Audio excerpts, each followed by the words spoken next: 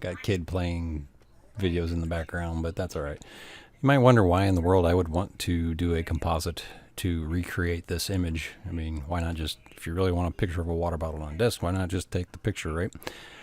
It's not really about that. It's the practice, learning to visualize and understand how to recreate some of these elements that are showing up here is what really helps you get better at doing things like composites. So you're understanding how the shading and lighting and the reflections and even the refraction here in the bottle happen and what that looks like. And then knowing how to do that in Photoshop just builds your skill set and lets you make, composite scenes where you, maybe it's not a water bottle, but maybe some other glass object, or the images of people like floating things inside of light bulbs and crazy little things like that. Learning these techniques and skills helps you make a more believable composite image after the fact. So I'm always looking at this kind of stuff and trying to figure it out and understand how that might work in Photoshop, which is why I'm sitting at my desk staring at a water bottle at 3 o'clock in the afternoon. Don't judge me. Or do, I don't care. Anyway, so there's our original image. Now, I want to bring in the other two. So here is the desk without the water bottle. And then I did the nice little favor of shooting that same water bottle on a little black desk. So, what do we do with this? I'm going to start with using the quick select tool and just come in here and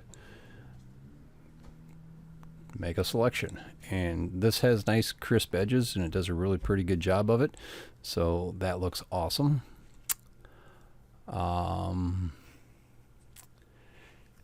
going to go to select and mask and just double check to make sure some of these areas are not quite what they should be. So I'm going to clean those up real quick. Like so. And it didn't like some of these highlights because it thought those were something else. And this edge too.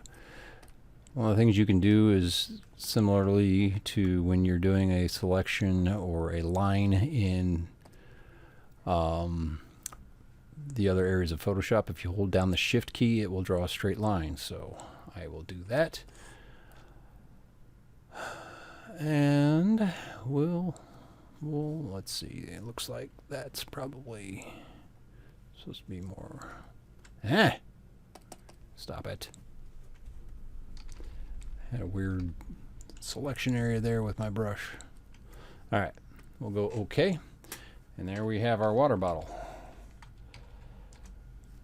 So, drag that out so it's a floating window. And drop it in here. And you can see if you just drop it, it's not bad. But it's not exactly like what we've got in the other image. Right? And, whatever. I was just hand holding my phone and taking a picture, so rotation's a little bit off. But, I mean, scale-wise, it's pretty close. Maybe bring it back up here. Bump it over a little bit. And scale it down a bit. So control transform, bring it right there. I think that looks pretty good.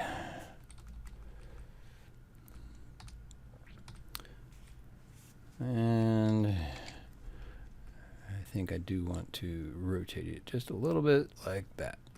Okay. So, not a bad start. It kind of looks like it's sitting there, but the shading and everything else is very not realistic. So one thing that I want to do then, and this is kind of the nice thing about the way I shot this on the black, is I can come in here and double click this to bring up the layer styles, and I'm going to cut out some of the darker areas. I want to just leave the highlights. Never mind, that's not working the way I thought it would. Yeah, So that's going to be a challenge. That's what makes this stuff fun, is how do you get the wood to show through where we've got this dark gray. So blend if doesn't seem to be working because it thinks other areas are darker, and that doesn't work. So I'm going to go to select color range, come in here and hit these dark areas. Fuzzy. Dad, What? let me do the jacket. All right, and come over here to the plus, and hit something like that. That looks pretty decent. I'm going to take down some of the fuzzy. Go with that. All right, that looks like a crazy mess. So what I want to do here, I might have, shoulda. If I do Control J, yeah, I made that. I didn't want to do it that way. All right, I'm going to do that first. Control J, Command J, that puts this all on a new layer. And I'll show you why I want to do that in a little bit. But then select color range. It's got everything still the same, so that looks good. Now I'm going to go to this mask, flip that, turn off the other layer because I want to be able to see what's coming through. Go to the paintbrush. It's at 100%. I want it to be a fairly soft brush. And I'm just going to come in here.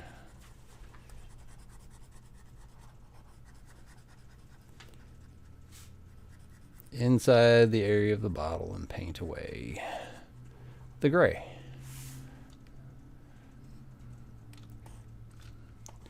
And hopefully this works up here too.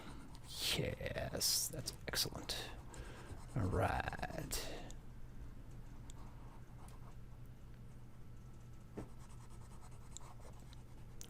So now if we go Control D for deselect and look at this, that looks not too bad.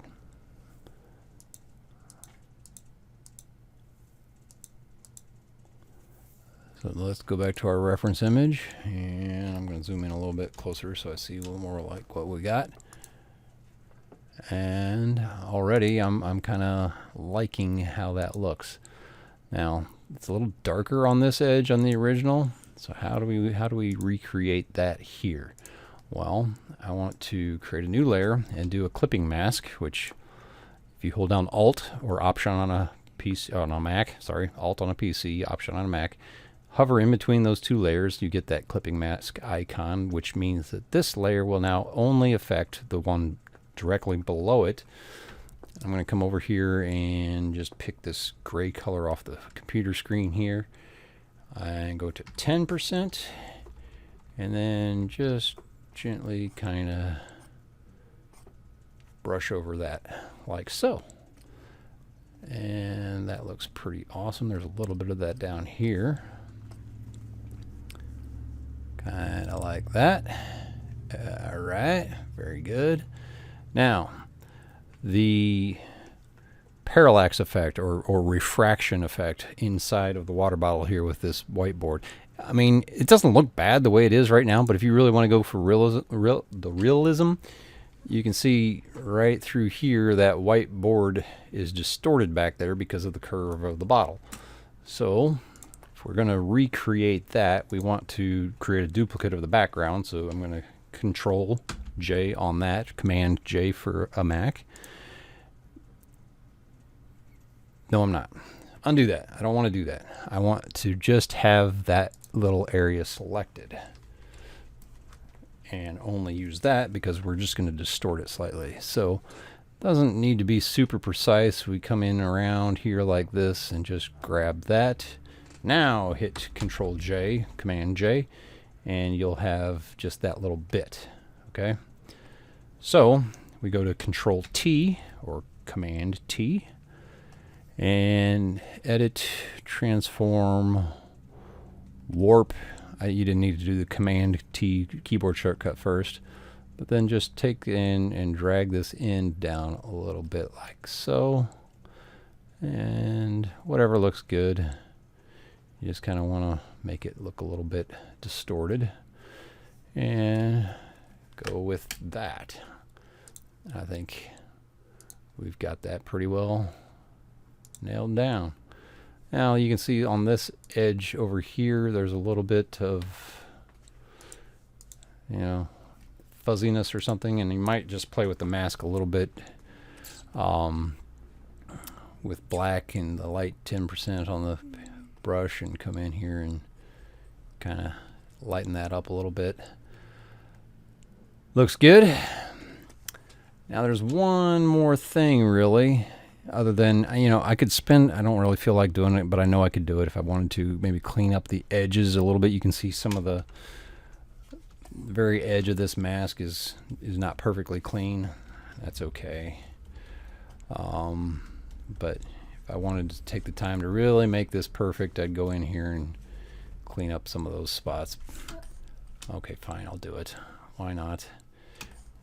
We're doing practice, right? It needs to be good. It needs to be really good. All right, there's that one. Come over here and hit these edges, because you're not going to see a black outline on the water bottle there, right? If you come over here to this one and zoom in close, there's no black outline. It is a little dark right there, but not quite what I have here. There's just too much here. So we'll go with that. Now, the hardest, what you might think is the hardest part, is this reflection down here. But we have something to work with. If you go back to the original layer and our water bottle here, since I made a duplicate and have this back here, I'm going to actually come in and paint with white. So hit X to flip my colors, and I'm going to bring some of this reflection in here. And I know this looks like, what in the world, David? Seriously. But I'm going to turn this to a screen blend mode, and then go back to the black on the mask. Go black on the mask. Come on. Why is my mask not going to black? And 100% opacity. Paint away the bottle that's in here.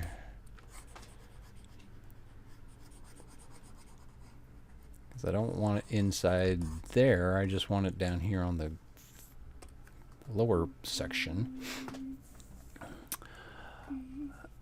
And I'm going to go to a levels adjustment, clip that down here. So when you do an adjustment layer, that same clipping mask that I showed you about before is this button down here. It'll do the same thing. But I want to bring up the black point to reduce this and make it a little more, less crazy looking. And then I'm just going to paint with some white, 10% opacity, and I don't have this on the mask, so I want to do the same thing here. Why? That's not what I wanted.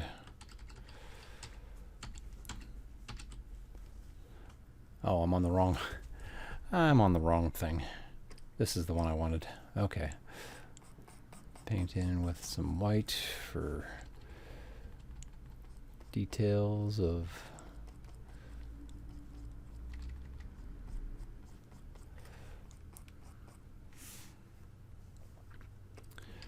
and just kind of go back and forth until you get, there's some of that.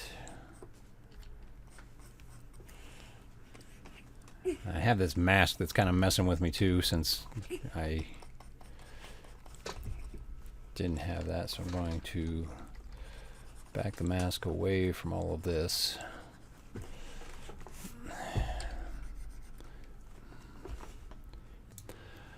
Okay, so that didn't work out nearly as well as I was hoping because, and this is, this is what you're going to run into when you're actually doing composites, is you have an idea on something to do and it doesn't really work.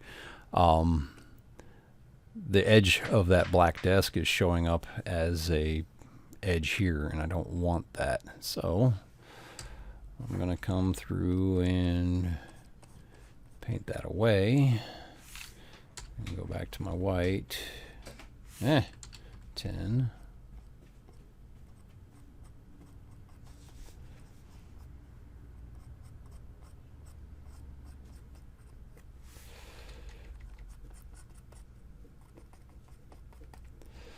Like about so. There we go.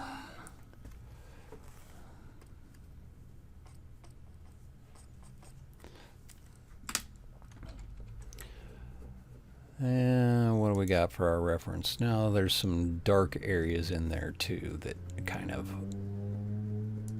overrule some of the other white highlighting.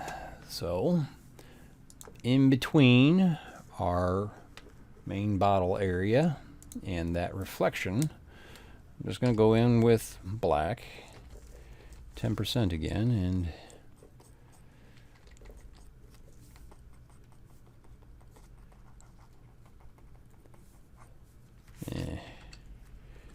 hit some of these areas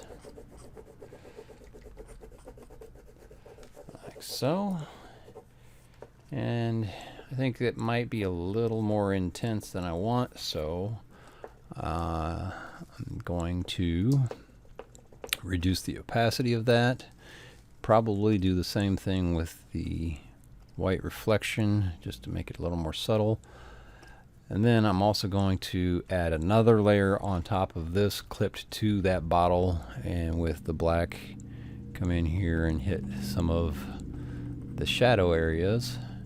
And because I want those to actually follow the shading that's already there, I'll do the blend if option. And this is one of the fun tricks of really making things blend in well with objects that are already in your scene. You come in here to the layer style menu by double clicking on this gray area of your layer. And where it says underlying layer, you just bring that up until it kind of comes out of the highlight areas and blends in the way you want. If you hold down Alt or Option, you can split this so it's a smoother transition. And pull it out of the highlight areas as well. Actually, I did that backwards. This is a shadow. I want it to be in the dark areas. I don't want it to be in the bright areas. That's what I'm trying to do. See, I get myself backwards sometimes. It's okay. You'll get there.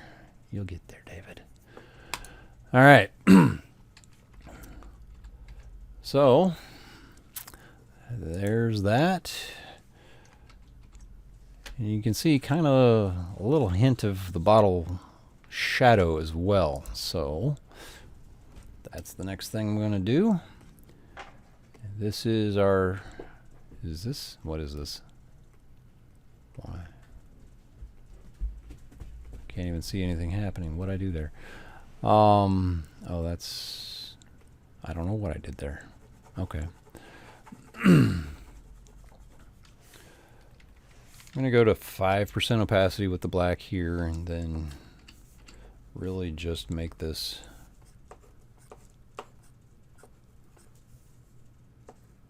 soft, subtle, something like that.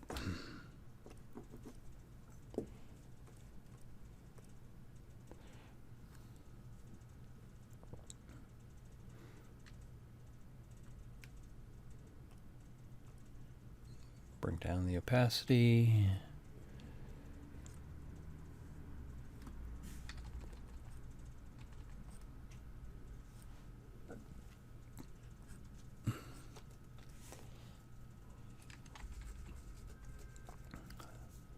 Like-ish. It's pretty decent. I mean, for what it's worth. Now, you might notice there's one more little thing. The bottle is blocking this. You see the reflection of the overhead fluorescent light here. it's blocking this one, which is right through here on this one. There's not a good trick for this. It's not an easy thing. You could... Let me see if I can do this with a levels adjustment and just mask it. We'll go there. The problem is not being able to, yeah, like, all right, try that. And then I'm going to invert the mask on that and paint in here. Go to 20%. There we go. That's going to be about as good as we can get it. Oh, yeah. Oh, yeah. All right. Not bad. Not perfect. Not bad. So, really, ultimately, I think we're going to call that good enough. I think this shading is still probably a little too strong. That's one thing that I usually go back and look at on a lot of these things is... when you first do them, most of the time, you'll make it too strong.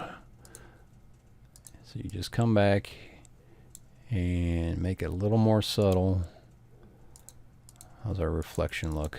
I think I'll bring that down more too. I don't want that much of a shiny reflection. Same thing here. Just bring it all down until it's nice and subtle, but still looks like it's there. I think I'm pretty happy with that.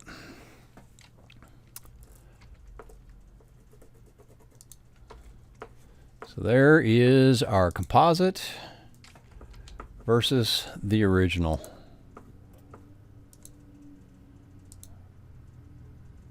I mean, if I didn't know, I might think that passes the sniff test or something. Anyway, yeah. Crazy, silly, a lot of time spent just doing a bottle on a table. But, like I said, you learn these techniques, get them down, and, you know, the rest of the world of compositing becomes just second nature. Always be looking at how shadows, highlights, reflections, and everything work with materials and objects that are just around you while you're at work. The more you understand how that works and can translate that into working with these tools in Photoshop, the better off your composites are going to be. Later.